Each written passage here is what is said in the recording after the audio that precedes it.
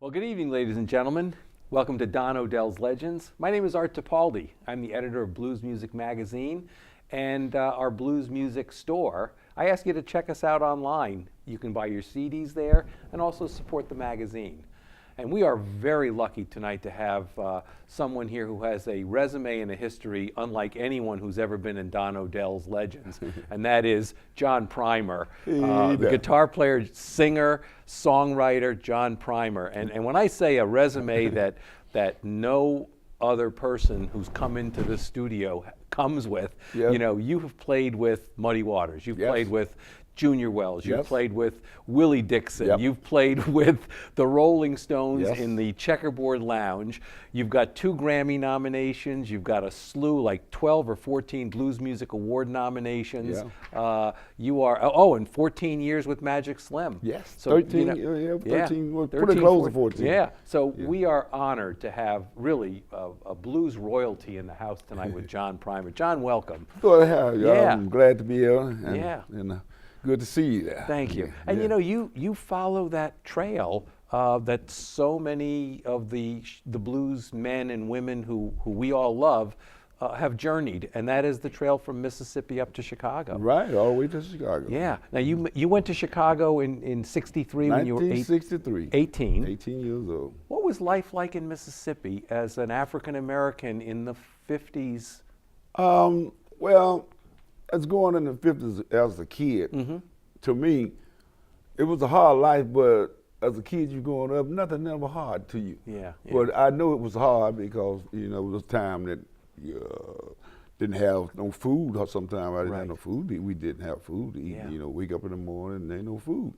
And so I did a little sharecropper. I didn't do a whole lot of it, but when I got a certain age, 12 years old, then I went to the field, and I did it from there until 18 years old. So I did it 6 years, but that was like all my life. But but when I was small, I was doing things too in the field and stuff like that. So yeah, I grew up with my grandmother. Raised me mostly. My mom, she was always out working, and she left home at an early age. When I was about 12 years old, she left, moved to Chicago. But we still struggling, you know, to make a living, and all those years, you know, it was hard. Yeah, you know? Always coming up at the end of the year and being behind. Yeah, always behind. And never break even. Nothing. That's right. That's right. Nothing. Yeah, yeah. Well, how important was music in that day-to-day life? You know, to me, back then, from the 30s and 40s and 50s, to me, that's what the creation of all the music. You know, the blues, rock and roll, jazz, gospel is always there for us anyway. Right. But that was the creation of all that music. And it was only one creation of it. It come all the way up, and just like now, when they did all that, there was no other thing to do, but you got to play what they created from all the way back then all the way to now, because that's the way it's made. Right. But some people take it further, play it different. But music to me, was great. Right. I loved it all my life, and it's on rise, and it's still rising. Right. It's coming up. Was music that safety net when you were working? You know, I know for me, if I'm out mowing the lawn or raking leaves, I want music. Yeah. Was music that kind of an aid for African Americans, where it helped you get through those hard times? Yeah, singing. Yeah. Yeah, they was, you know, my uncle, when I was a little kid, they'd be in the field singing and applying that mule or driving the tractor where you could hear somebody singing, and when they picking cotton, chopping cotton. Yeah. They put it, sometimes they quiet, but most of the time when they sing and do a lot is when they picking cotton, because it's a boring thing. Right. Picking cotton. Very tedious, boring. yeah. Yeah, it's boring anyway. Yeah. So they have to sing and, you know, and do things, you know. Way back, they told me that's the way they used to talk to each other, get a message across to each other, because they didn't want the boss guy, the man, to know what they were saying. Right. Right. And then they would sing it to each other. Mm-hmm. That's what I heard. See. Yeah. That's what I was told, you know. Yeah. But I heard that, grew up with it, and I heard them singing. But I didn't. I thought just they singing gospel. Yeah, yeah. Were you playing an instrument? When did you start picking the guitar? Actually, I started playing to get music. To me, that my feeling that I always wanted to be a musician, even from a little kid, since I was big enough to know what a guitar string was, what it was, music. Right. And I always wanted to be that. I was born into me. And so I'm gonna get to what you're asking for. When I was a little kid, 2, 3 years old, I used to get this magazine from Alden and Sears. Okay. From Chicago to Mississippi. Right. And I would get that book. That catalog, right? Yeah, I would get that little catalog. It would be thin. Yeah. And I would get it and go in the house after my grandmother get through with it, and she'd give it back to me. She knew what I wanted. I find that page for the guitars. Oh, wow. I get out on the floor and lay down like this. Wow. Just staring. I mean, staring at them. Won't move the page and looking. Right. Till she make me get up and eat or something. She'd take it and put it up. Yeah. She'll save it for me. And so I used to see my uncle, a cousin, playing this thing around the house with one string. I'm little, you know. Yeah. So I'm like, what is this? It's got sound like music, and it sound like that guitar note. I mean, it could be what the guitar is, but they playing the doom doom doom doom doom with a glass something. Right. And I'm looking. So I'm gonna try that when they leave. I'm gonna go around and try it myself. And when they leave and go to work, I sneak around in, I give me a brick, something, and play that thing, and I be singing. That old one string on the and house. singing and playing like a slide. Right. Know? Yeah. Like, I used to sing, I know one song, Mama killed the chicken, Mama was a duck, yeah. Yeah. And a few more other songs I used to sing on there, playing. From then on, and I had a cousin, his dad played guitar down the road about 2 miles, and used to go down there and play with them. They, all the time we walk, play with each other, and he had a guitar, and so my cousin, he was a little older than me, but he could play a little guitar, so I would mess around with it. Right. So, and I learned when I was about 8 years old, I could play guitar. Yeah, nice. Guitar. Yeah. Good. So when you went to Chicago, then that 10 years later, when you were 18, did you have your musical chops pretty well? Yeah, I could play. That you could hang with whatever was needed. Well, I didn't. It was a few years before I started playing with a regular band, but I used to just play all by myself all the time. Yeah, yeah. In the house, my mother would go to work. She was here in Chicago, and she go to work in the morning, and I just play in the house, play records and play the guitar. Right. Started learning, and sometimes I go outside or sit on the porch, play on outside, singing and playing. Was never shy. Right. No, never was afraid of nothing to play it. So. Yeah. So. Were you amazed to land in the South Side of Chicago with all these names that you'd heard in Mississippi? Yeah, when I arrived to Chicago, matter of fact, when I first came, it was west side of Chicago. I came. Okay. To the west side of Chicago, which my mom, my stepfather, and which I had to drive all the way from Mississippi. I was then 18. I never. He was drunk. He had been drinking corn whiskey, and he always come down. Wow. So he told me, give me $20 to drive if I drive all the way back to Chicago. Yeah. $20. Right. 63. That was a lot of money. That's a lot of money back then. Yeah. So I did it, man. I drove all the way to Chicago for that 20. And Chicago, it was the music scene was real. Muddy Waters and John Lee Hooker, Howlin' Wolf. I know B.B. King was alive. Yeah, yeah. And Bobby Bland, they still alive, and John Lee Hooker. But I thought Muddy Waters and all those guys had passed away. And Jimmy Reed, when I got to Chicago, my stepfather said, no, they still alive. Yeah. Matter of fact, Muddy Waters playing this weekend. They were live at Mr. Kelly in Chicago. Oh, yeah. Yeah. Okay, yeah. Well, it took me a while to get on, and but when I found out then, I was happy. Yeah. Because I thought they was gone, man. But I used to buy all the records, go to the record stores and buy all the records, and have many of those record players. Wow. On Levin and Jackson, I'm fresh and all the girls. I get all the girls. I got the record player. We dance. Yeah, yeah. What was it like seeing those guys when they were so young and vibrant? You know, like Man, it was a Hooker or a Magic Sam or those guys. those guys. They were young. Little Milton. Yeah, they was young, man, and they was had a whole lot of energy. Wow. A lot of energy. Yeah.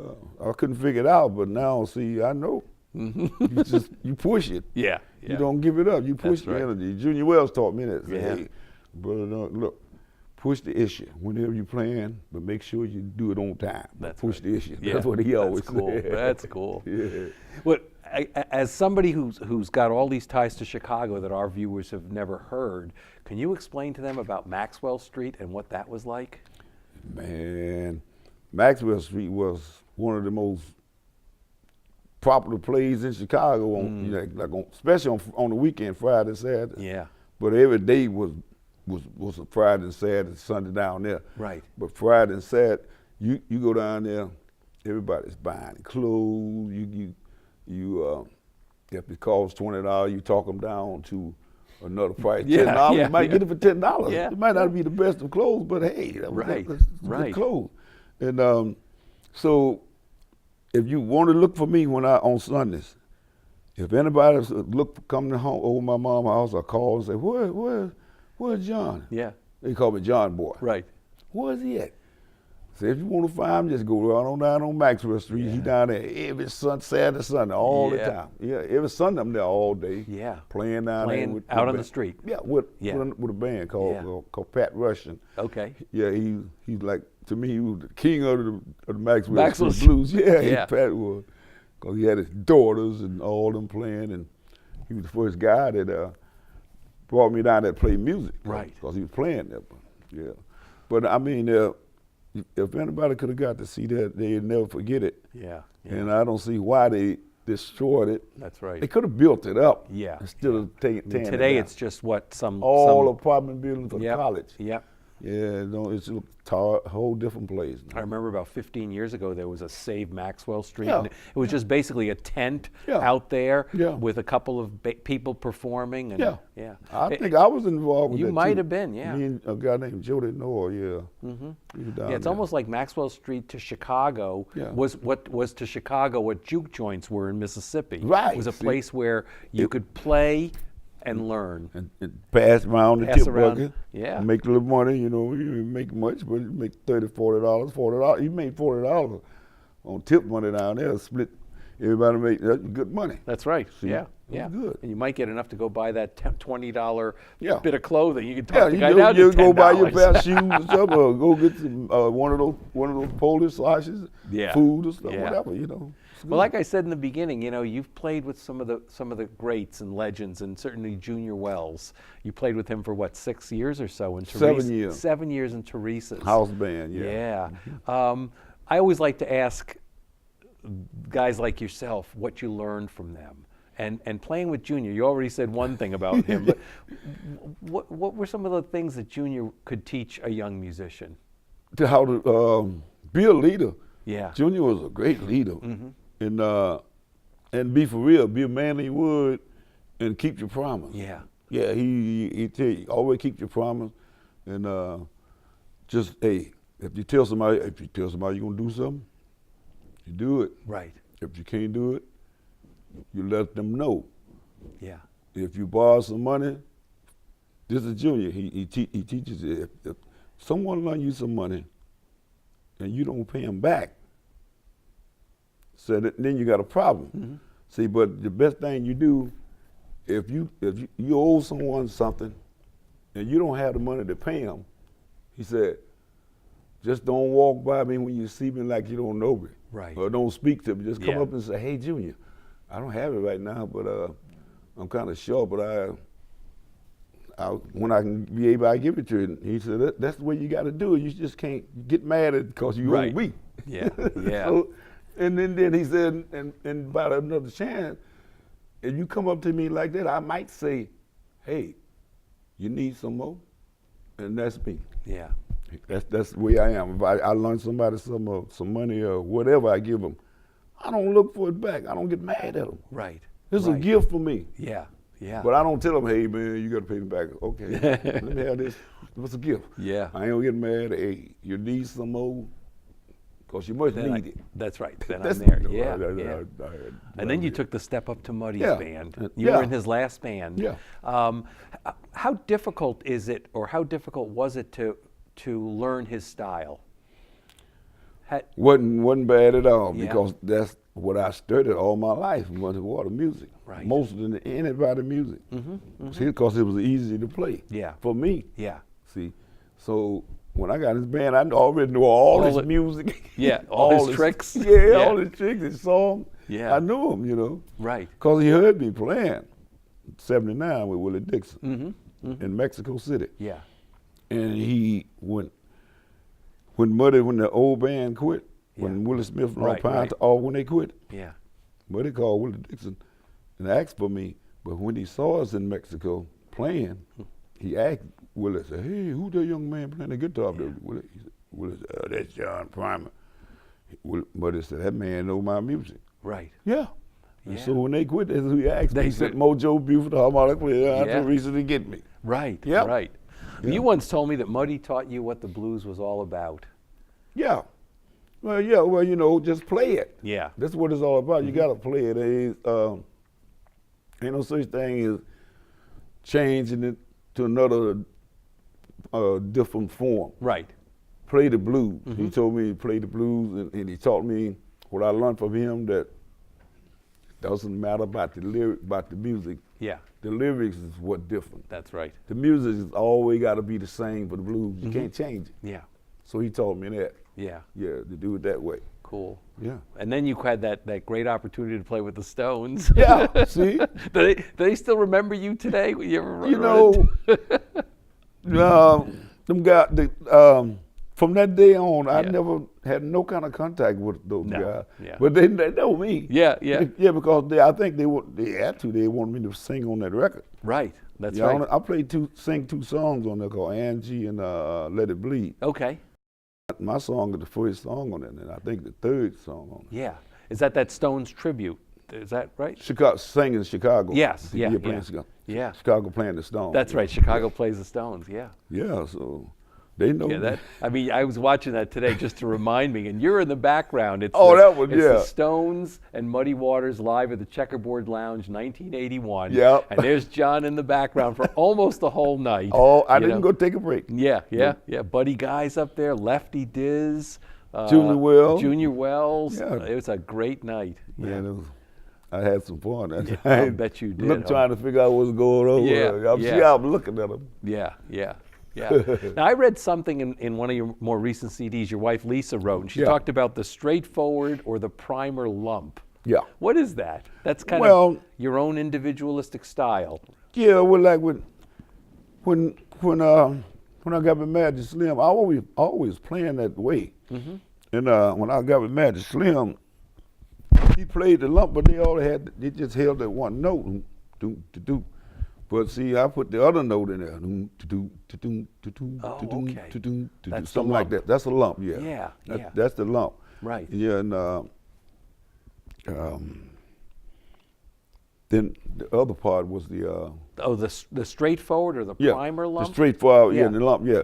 So I say I created that. Me and Magic Slim created that lump. Mm-hmm. But the straightforward blues it's not no like boom boom turn around boom boom boom boom boom. Oh, yeah, right. You can do that in a slow blues, but straightforward I play just like the record.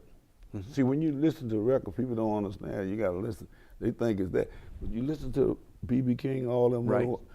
It don't have that. Doom, doom, doom, doom, doom. Jimmy Reed does that. Right. See, but I play mine straightforward. Straight through. There's no turnaround when I'm singing. Right. In that, and that's just fast music in the lump lump. Yeah. My shelf is John Yeah. Palmer lump lump. Yeah. So I play straight through it. Yeah. And the drummer know it, he know it, and the bass player know it. Right. With harmonica, he's playing harp. Yeah.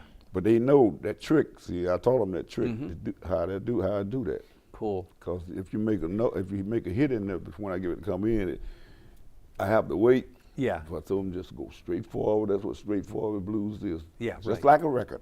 Yep. Yeah, yeah. How's Chicago blues different today than what it was in the 60s and 70s when you were? Well, to me, it's not. Some people is playing the same music, you know, blues, the original blues, like me and a lot of more guys around Chicago. Yeah. But you know, I mean, it's pretty good. It's good, but a lot of these guys they're playing. They think they got to have foot pillars and all that stuff, you know, and them big boxes on the floor. Yep. And that's the way they playing their blues. The young generation, they playing it with those machine boxes down on the floor. But that's okay. They're just keeping the blues alive. For one thing. Right. I mean, it's okay to call it blues. It's their blues. Yeah. Yeah, when they play it that way. But to me, you don't need none of that stuff to play if you're gonna play blues. Yeah. But other kind of music, yeah, if you want to add that to rock and roll and stuff like that. But blues, no. Yeah. No. Blues and jazz, to me, I don't think, they just straight natural stuff. Right. From the heart. Right, soul. right. Yeah.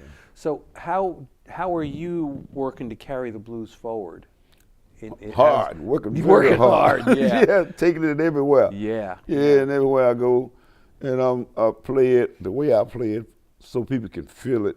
You know, some people think blues is sad and they think it's a drag, but it's not. No. No, blues is the way it's all depending on the way you play it. Right. Yeah, you can play it sad. Yeah. Yeah, but it's not. Blues, it ain't never sad. No. It's happy music, but the person that come to hear the blues, They leave happy. no, they sad. Oh yeah, they're sad, but they leave happy. Yeah. Yeah. Yeah. See, you're the one that's sad, not the blues. That's right. But when they leave, like you said, they're happy. Yeah. I mean, I always say, you go to Lucerne, where you and I were a few years ago. Yeah. Nobody was crying. No. No. It's happy music. People are so. Yeah. Yeah. Well, you might be one of the last of the the Chicago authentic Chicago bluesmen out there. Yeah, I'm one of them. One who of are the last. keeping the Chicago blues alive. Yeah. Are there some younger guys out there who you're mentoring in the way that you were mentored? Yeah, there's a few of them around there. Most of them in Chicago, they kind of look up to me for that. Yeah. Yeah. Most of all the musicians in Chicago, I just call their names, because I watched all these guys learn. Yeah. Like Toronto County. And all these guys is great too. They learning, they great, but they play it their own way. Right. And they can play blues too. But they got other styles. Yeah. But it's all of them around there. Steve, my harmonica player brother. Yeah, Lurie. Lurie, Monster. He's straightforward. Yeah, that's right. Now that's right. he don't play nothing but blues. Yep. He don't never mix it up with no disco, no soul music. Nothing. Yeah. See, like me, I play variety. Yeah. I play everything. Right. I don't just have to stand up there and play blues all night. Yeah. I can go to any type of form of music I want to, like soul music, R&B. rock, R&B. Yeah. That's the way I learned. You have the pedals though? No. No, that's right. That's yeah. Sammy Lawhorn at Teresa used to play with Muddy Waters Yeah. like 15 years. And when I went down, I had a crybaby and a phase shift. Yeah. And he told me, you throw them things away. Because you go out somewhere to jam, and you don't have those things, then you can't get your sound. That's beautiful. He said, best to just play from your heart and soul, like I do. Yeah. But it just learn what I do, but don't do what I do. Right. Don't Make it your own. Don't get drunk. Yeah. Get your own sound. You learn what I do, get your own sound. Right. Do you use a pick? I don't think you do. Yeah. I use to pick and I use the nail finger. The nail, yeah.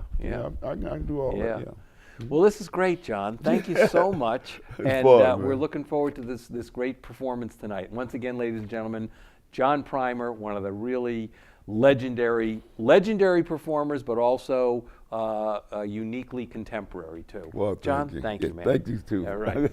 All right. Pleasure. All right. Thank you. Thank you.